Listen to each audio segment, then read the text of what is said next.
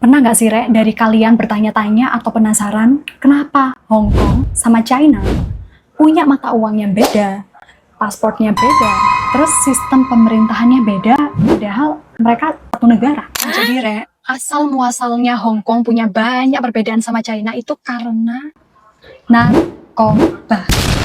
Kok bisa? Tonton dan simak video ini sampai habis, bakal aku ringkasin sejarahnya.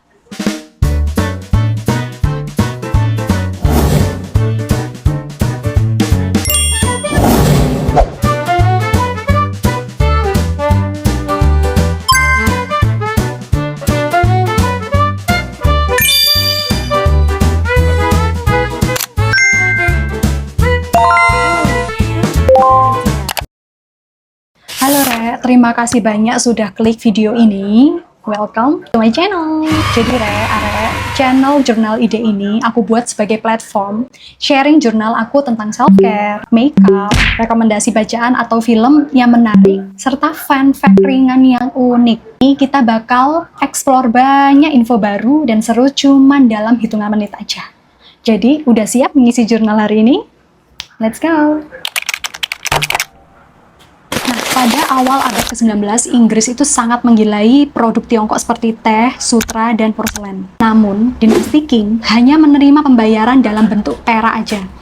Hal inilah yang menyebabkan defisit perak yang besar bagi Inggris. Untuk mengatasi ini, perusahaan Hindia Timur Britania atau yang kita tahu East India Company mulai menyelundupkan candu atau opium, yakni salah satu jenis narkoba yang ditanam di India untuk masuk ke Tiongkok. Candu membuat jutaan rakyat Tiongkok ini kecanduan, yang mengakibatkan satu, aliran perak berbalik keluar dari Tiongkok ke Inggris. Yang kedua, kerusakan moral dan kesehatan masyarakat Tiongkok ini jelas-jelas hancur ya. Yang ketiga, krisis ekonomi di dalam negeri dinasti Qing. Ya gimana nggak krisis ekonomi kalau para pejabatnya pada nge-fly? Gila, jahat banget sih Inggris ini.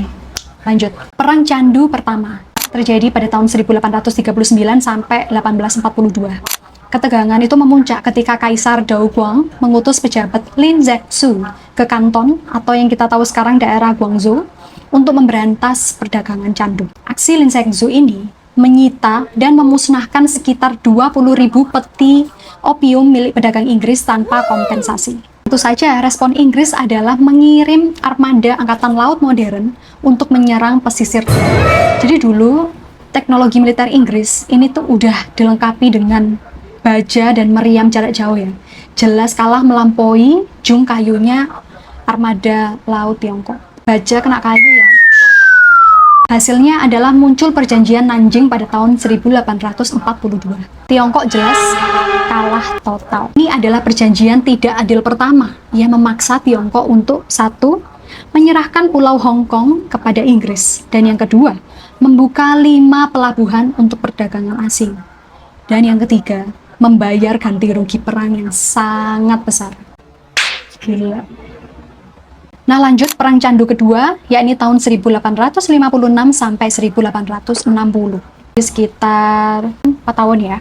Nah, Inggris dan Prancis merasa hak perdagangan mereka ini masih kurang luas. Serakah ya. Sehingga mereka mencari-cari alasan untuk perang lagi. Pemicu utamanya itu adalah insiden kapal Arrow Inggris dan eksekusi seorang misionaris Prancis.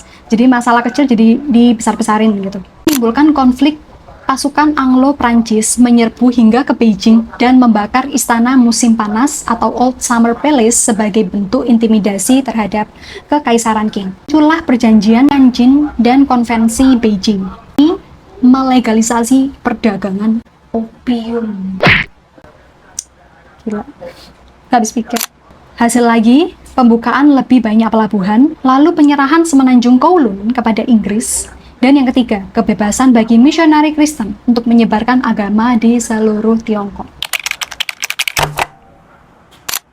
Perang ini memulai apa yang disebut rakyat Tiongkok sebagai abad penghinaan. Kekalahan ini memicu berbagai pemberontakan internal seperti pemberontakan Taiping dan akhirnya meruntuhkan sistem kekaisaran Tiongkok pada tahun 1911.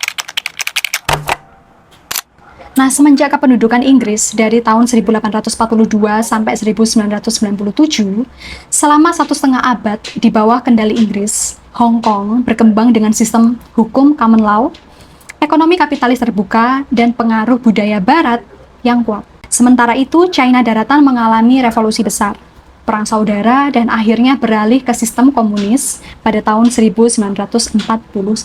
Hal ini menciptakan jurang perbedaan identitas. Bahasanya Hong Kong itu jadi pakai bahasa Kantonis, dan China mainland itu menggunakan bahasa Mandarin, dan nilai-nilai sosial lainnya. Jelang akhir masa sewa 99 tahun, Inggris dan China ini negosiasi lagi. Mereka sepakat bahwa seluruh Hong Kong akan dikembalikan ke China pada 1 Juli 1997. Namun ada syarat ketatnya. Hong Kong akan menjadi daerah administratif khusus (SAR) dengan prinsip One Country, Two System. Jadilah penyerahan pada 1 Juli 1997. Hong Kong resmi kembali ke kedaulatan China. Di bawah undang-undang yang disebut Basic Law, Hong Kong dijanjikan tetap memiliki sistem ekonomi, hukum, dan kebebasan sipil. Berbeda dari China daratan selama minimal 50 tahun. Jadi ini bakal berakhir di tahun 2047. Meskipun secara geografis bertetangga, berikut ini adalah alasan teknis mengapa mereka terasa seperti negara yang berbeda. 1. Sistem hukum. Nah, Hong Kong menggunakan hukum warisan Inggris, yakni mereka ini independen ya, sedangkan China daratan menggunakan sistem hukum sosialis komunis. Lanjut, mata uang.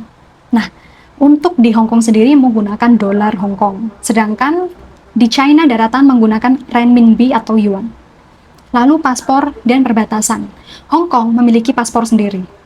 Warga China daratan pun memerlukan izin khusus untuk masuk ke Hong Kong. Begitu juga sebaliknya. Jadi mereka ini tetap kalau keluar masuk itu harus diperiksa oleh petugas imigrasi.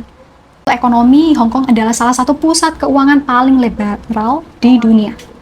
Sementara China memiliki kontrol pemerintah yang lebih ketat terhadap aliran modal. Jadi semua itu tetap diatur oleh pemerintah pusat. Intinya, Hong Kong adalah bagian dari China secara kedaulatan, tetapi memiliki DNA, administratif, dan budaya yang sangat berbeda akibat sejarah penjajahannya. Jadi gimana? Kalian sudah atau susah paham nih? Nah, itu dia tadi isi jurnal aku untuk hari ini.